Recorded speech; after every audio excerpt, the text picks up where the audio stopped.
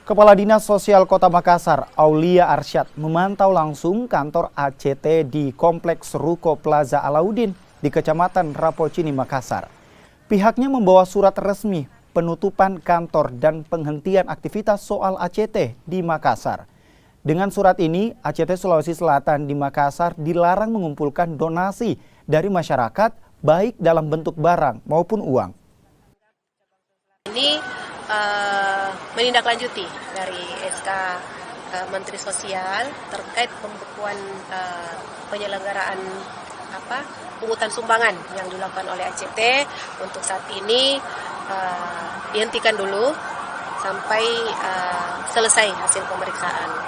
Jadi kalau ACT sendiri ini terdaftar di Dinas Sosial Kota Makassar itu dan berakhir di November tahun ini. Jadi kemungkinan untuk sementara kami tidak akan perpanjang dulu izin kegiatannya karena jenis kegiatan yang mereka ajukan ke Dinas Sosial adalah kegiatan yang bergerak di bidang sosial kemanusiaan.